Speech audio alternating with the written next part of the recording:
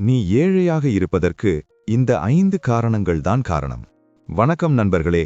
இன்னைக்கு நாம பேச போற விஷயம் கொஞ்சம் கசப்பா இருக்கலாம்.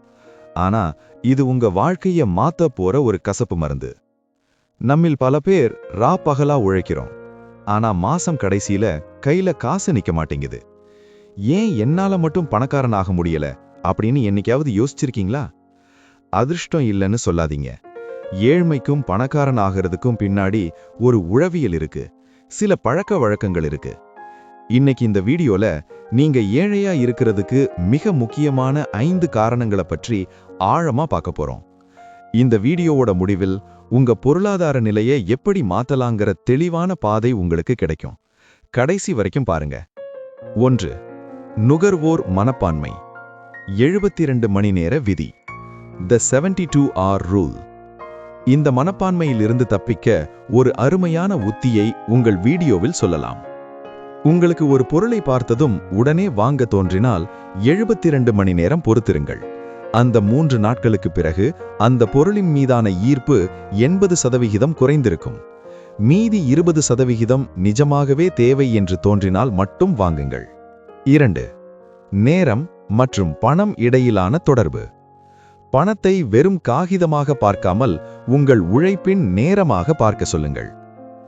உதாரணம், நீங்கள் ஒரு நாளைக்கு 1000 ரூபாய் சம்பாதிக்கும் ஒரு நபர் என்று வைத்துக்கொள்வோம்.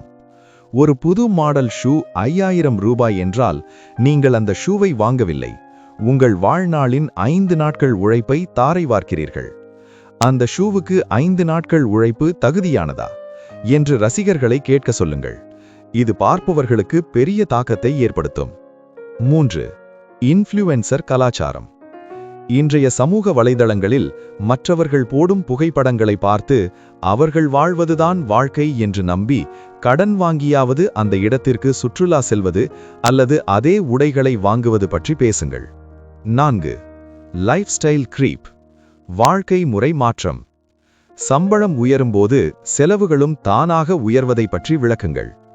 20000 ரூபாய் சம்பாதிக்கும் போது இருந்த அதே மொபைல் போன் சம்பளம் 50000 ஆனதும் பழசாக தெரிவது ஏன்? வருமானம் கூடும்போது உங்கள் சேமிப்பு கூட வேண்டுமே தவிர செலவுகள் அல்ல.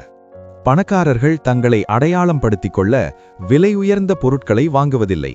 மாறாக விலை உயர்ந்த பொருட்களை வாங்கும் அளவுக்கு வளர்ந்த பிறகுதான் சொகுசு பொருட்களை தொடுவார்கள்.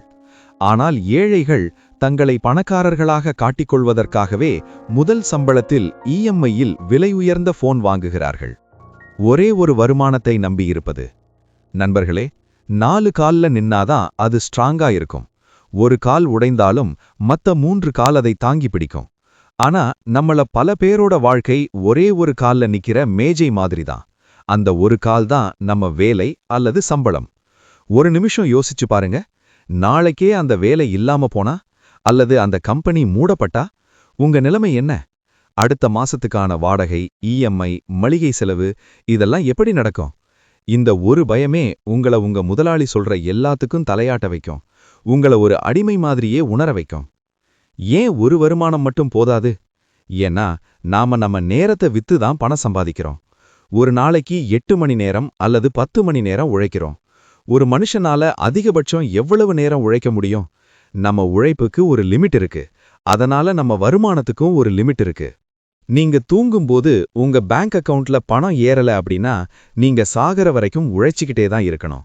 இது ஏன் வார்த்தை இல்ல, உலக புகழ்பெற்ற முதலீட்டாளர் வாரன் பஃபெட் சொன்னது. Active income versus passive income. Active income, நீங்க வேலைக்கு போனாதான் காசு, கை கால் ஓடுனாதான் காசு. இது ஒரு எலிப்பந்தய மாதிரி. பாசிவ் இன்கம், நீங்க ஒரு முறை உழைத்து ஒரு சிஸ்டத்தை உருவாக்கிட்டீங்கன்னா அதுக்கப்புறம் நீங்க வேலை செய்யலனாலும் பணம் வந்துகிட்டே இருக்கும். உதாரணத்துக்கு, ஒரு வீட்டை வாடகைக்கு விடுறது, ஒரு யூடியூப் சேனல் ஆரம்பிக்கிறது, அல்லது பங்குகளில் முதலீடு செஞ்சு டிவிடெண்ட் வாங்குறது. பக்கவாட்டு வருமானம் என்பது இப்போதைய கட்டாயம். 20-30 வருஷத்துக்கு முன்னாடி ஒரு அரசு வேலை இருந்தா போதும் லைஃப் செட்டில்னு சொன்னாங்க. ஆனா இன்னைக்கு அப்படி இல்ல. பொருட்களோட விலை ஏறிக்கிட்டே போகுது. இன்ஃப்ளேஷன். உங்க சம்பளம் 5% ஏறுதுன்னா செலவு 10% ஏறுது. இந்த இடைவெளியை நிரப்ப உங்களுக்கு கண்டிப்பா ஒரு சைடு ஹசில் வேணும். அது உங்க பொழுதுபோக்கா இருக்கலாம், அல்லது உங்களுக்கு தெரிஞ்ச ஒரு ஸ்கில்லா இருக்கலாம், அத வருமானமா மாத்துறதுக்கான வழிய தேடுங்க. உங்களுடைய ஒரே வருமானம் சம்பளம் மட்டும்தான் என்றால் நீங்கள் வறுமைக்கு மிக அருகில் இருக்கிறீர்கள் என்று அர்த்தம். தீர்வு: ஸ்கில் மேப்பிங். உங்களுக்கு தெரிஞ்ச விஷயங்கள்ல எது பணமா மாறும்னு ஒரு லிஸ்ட் போடுங்க. சிறிய முதலீடு: சம்பளத்துல ஒரு பகுதியை எடுத்து மியூச்சுவல் ஃபண்ட் அல்லது தங்கத்தில் முதலீடு செய்ய ஆரம்பியுங்க. அது காலப்போக்கில் ஒரு வருமானத்தை தரும். டிஜிட்டல் சொத்துக்கள்: ஒரு பிளாக் அல்லது யூடியூப் சேனல் போன்றவற்றை பகுதி நேரமாக தொடங்குங்க. நிதி அறிவில்லாத மனப்பான்மை. நண்பர்களே, நாம ஸ்கூல்லையும் காலேஜ்லையும் 15 வருஷம் படிக்கிறோம். ஆனா அந்த 15 வருஷத்துல 1 மணி நேரம் கூட பணத்தை எப்படி கையாளணும்னு நமக்கு சொல்லிக் கொடுக்கப்படல. சைன், தீட்டாவை பற்றி படிச்ச நமக்கு ஒரு பிசினஸ் ஆரம்பிக்கணும்னா என்ன பண்ணணும், வரி எப்படி சேமிக்கணும், பணவீக்கம்னா என்ன, இதெல்லாம் தெரியாது. நாம எல்லாரும் பணத்துக்காக வேலை செய்ய படிச்சோமே தவிர பணத்தை நமக்காக வேலை செய்ய வைக்க படிக்கல. பணவீக்கம்: உங்க பணத்தை திருடும் அமைதி பேய்.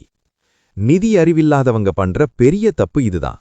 நான் பணத்தை பீரோல வச்சிருக்கேன் அல்லது சும்மா பேங்க் அக்கவுண்ட்ல போட்டு வச்சிருக்கேன்னு பெருமையா சொல்லுவாங்க. ஆனா உங்களுக்கு தெரியுமா, பணவீக்கம் உங்க பணத்தோட மதிப்பை குறைச்சிக்கிட்டே இருக்கு.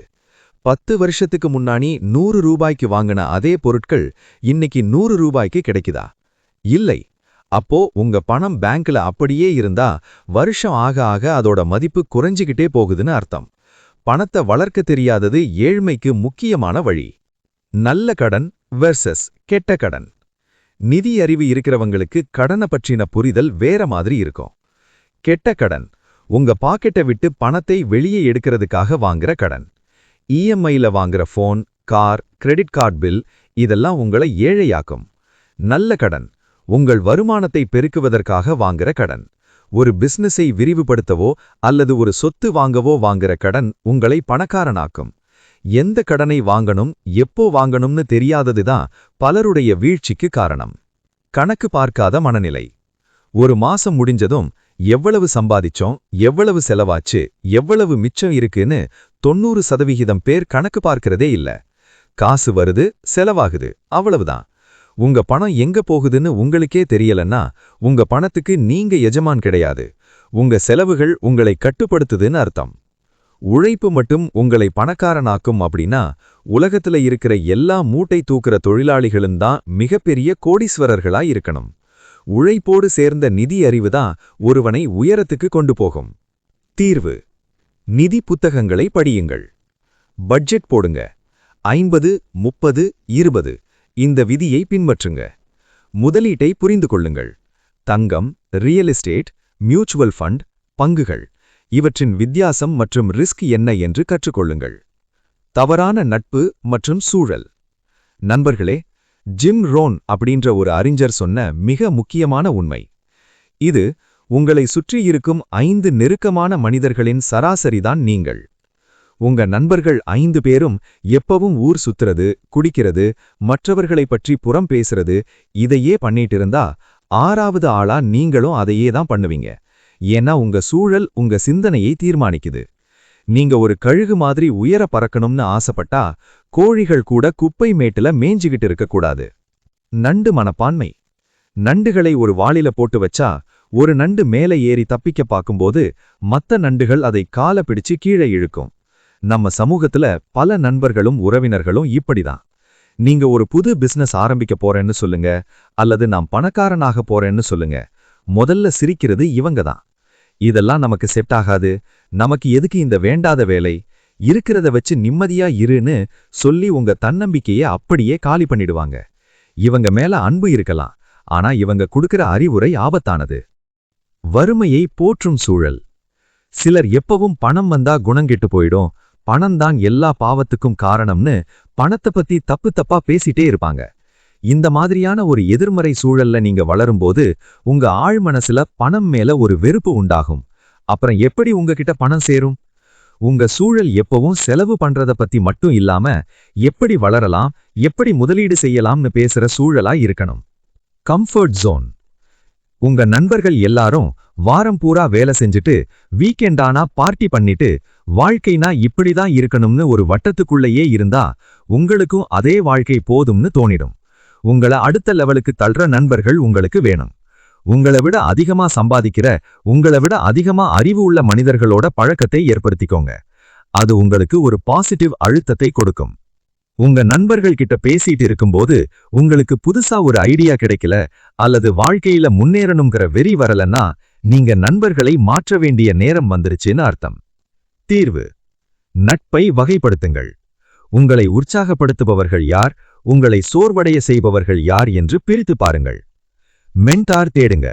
நேர்ல சந்திக்க முடியலனாலும் நல்ல வெற்றியாளர்களின் புத்தகங்கள், வீடியோக்கள் மூலமா அவங்கள உங்க டிஜிட்டல் நண்பர்களா ஆக்கிக்கோங்க. சுற்றுப்புறத்தை மாற்றுங்க. எங்க போனா உங்களுக்கு புதுசா கத்துக்க தோணுதோ, லைப்ரரி, செமினார், பிசினஸ் மீட்டிங்ஸ், அந்த இடங்களுக்கு அதிகமா போங்க. முதலீடு செய்ய பயப்படுதல். பாதுகாப்பான வாழ்க்கை எனும் மாயம். நண்பர்களே, பல பேர் என்கிட்ட சொல்ற விஷயம்,